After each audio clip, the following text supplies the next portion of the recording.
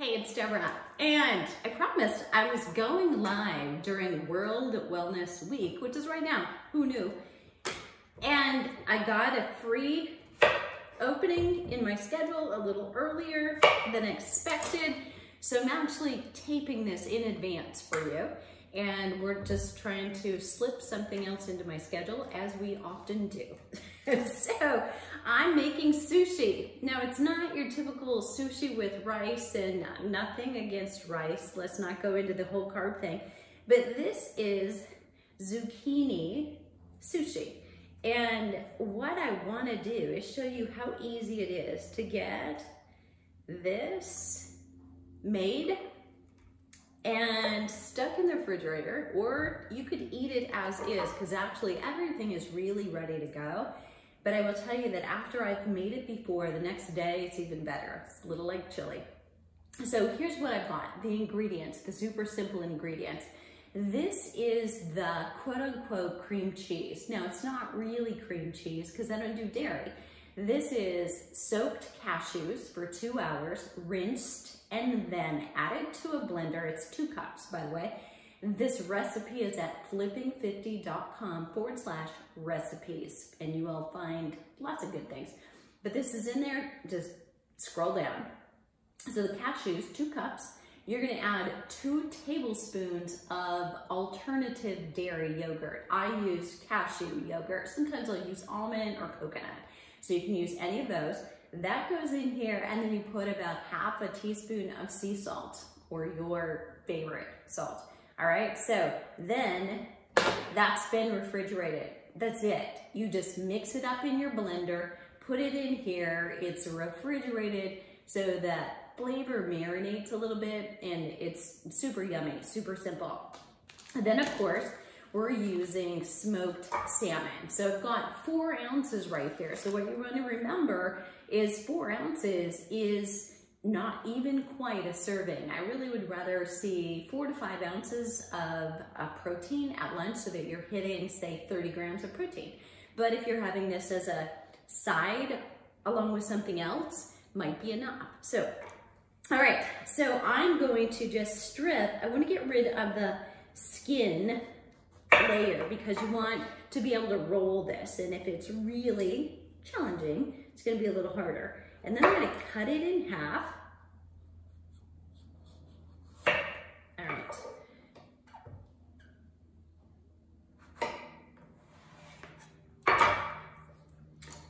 And then this takes a little patience. So if you're really patient in the kitchen, you got this, right? I probably could use a little bit more patience in the kitchen.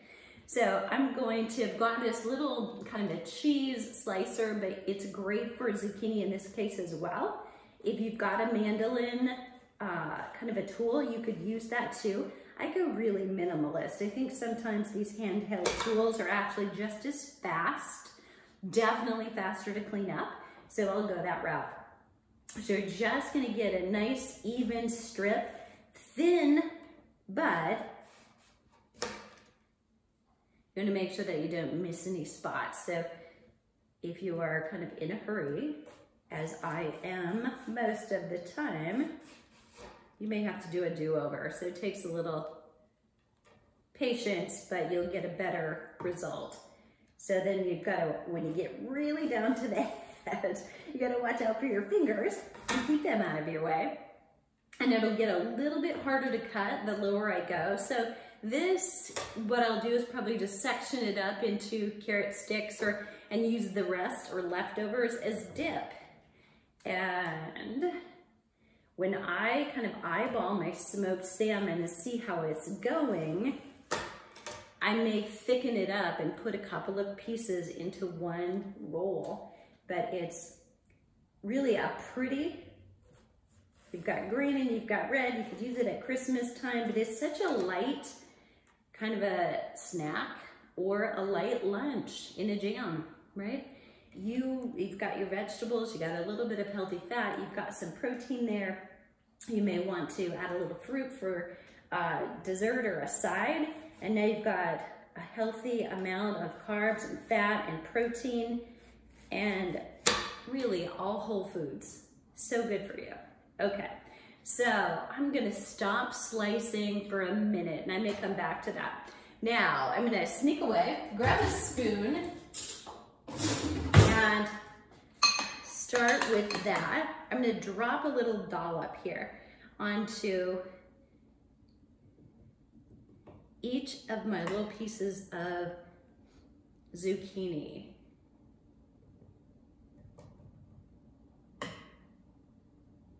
So when you've got zucchini in the garden, this is a great way to use up some of the excess. And you know, here's a couple things I would keep in mind. If you're making this for yourself and you like sauces, dips, and dressings, you know, it doesn't have to be too beautiful. When you make the cashew cheese, if you will, you want to put in just enough water to blend it, but you don't want it too runny, and I'm commenting on that because this is probably a little bit more watery than I normally make it. So cream cheese is fairly thick, and you want it fairly thick so it stays in it, but it'll also help when you stick this back in the refrigerator for a little while if you can. It'll help it solidify a bit when you pull it out. So give it a little time to chill if that's possible. So I've got the kind of just easy to peel and pull salmon. What I'm gonna do is tear it off in pieces so that it's not sticking out in the edges. Oh, so good. It is really hard not to pop a bite of this into my mouth because this is like one of my favorite foods. I stayed for about a week in Maui, and you know, breakfast at a hotel is sometimes really hard, but I would go every day and I would order a bagel with lox and no bagel. And they would look at me, and then pretty soon they would see me coming and, oh, here she comes again. Here she comes. So good, but an amazing way to breakfast. And of course, many of you know I'm a smoothie girl. That's how I love to start the day.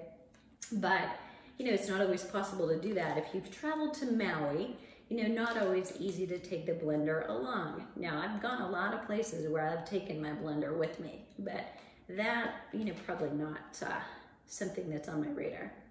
So just popping these in here again, just kind of laying them out so that when I'm ready to roll them, I'll just roll them all up at the same time.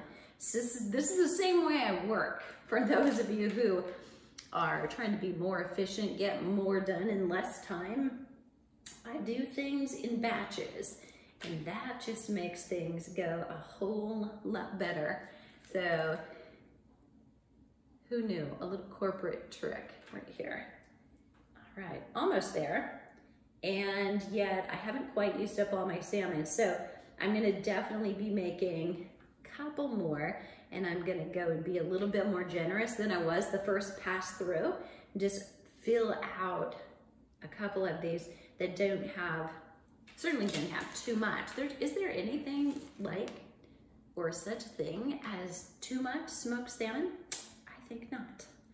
So we're gonna add these,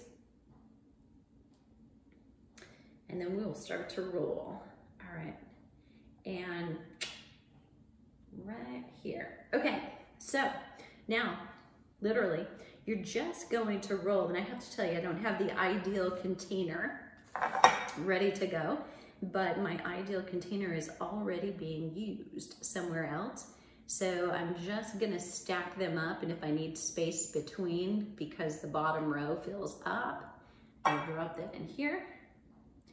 I'll just put a piece of wax paper between the two layers. So just like back in the day when we used to do that with cookies. So evidence here that my cream cheese, this recipe I made, I went a little too heavy on the water.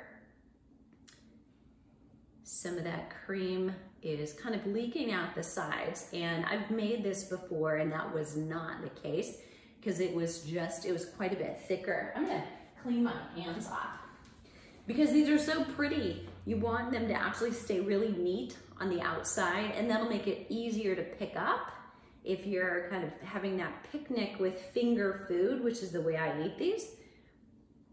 And these, you might even try with kids. Their finger food, smoked salmon might be an acquired taste, but try it. And then again, you might want to hoard them all for yourself. That's definitely a possibility. So love these, love, love, love. New way to enjoy your smoked salmon. And I've got one more here and just a little bit more salmon left over. So I'm gonna make a couple more. And this is gonna come out perfect. So I've got 2, 4, 6, I've got 7 little bites right now, but let's remember, if we were comparing real sushi to this, you know that about a roll, a specialty roll of 7 slices, which is usually about right, 6 or 7, that's about 1,000 calories right there. That's like a loaded burger. But that's not what you've got here, because we've got very little carbs in this. We've got a little fat for sure, and the salmon, but then you've got zucchini. So it's a very light meal, kind of light and fresh. So there you have it. You'll find that recipe at flipping50.com/resources, or I'm sorry, recipes, and other recipes in there too. Mini smoothies, but some other great things for dipping, lots of recipes for hummus for your summer picnics. So let me know if that was helpful, and I want to know if you try it. It is so good, so light, so simple and easy. Making the cashew cream cheese isn't time consuming. You're just gonna soak your cashews, come back a couple hours, you drain them, stick it into the blender, and then put it into your refrigerator for several hours or overnight. And you're ready to go to make it, assemble, and enjoy. All right, I'll see you on the flip side. It's helpful, and you're not only looking for tips on how you can eat better, but how you can exercise smarter and figure out the hormone balancing solution. So literally, yeah, did you know that the way you exercise and the timing of your exercise can either help you balance and optimize your hormones, or can throw them under the bus? Seriously. Now, if you are exercising in your postmenopausal and you're not on hormone replacement, exercise is not going to help you create more estrogen. However, the hormones that we're most concerned about are your cortisol levels, your insulin levels, and those are the 2 that create more fat storage and or can help you burn more fat if they're optimized. And then we also want to talk about testosterone. So we need that, and growth hormone for building lean muscle.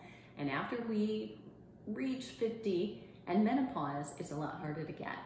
If you want some help tying together all of the information about the hormones and the exercise you're doing, so you understand what to do to get a better balance, the 10-day Hot Not Bothered Challenge is open right now, at least while I'm doing this live. May through June 1st we start. So May 30th is the very last day that you can get in. The sooner you start, the sooner you get access to mobility videos. It's kind of the get ready, program prep, so that you feel better and already movement feels more comfortable before you even start. And I guarantee you that here's how it works. Mentally, even if you're not exercising right now, if you start doing those mobility exercises, you'll start feeling better, and you'll probably think, you know what, I could go for a walk. I might do a little bit more.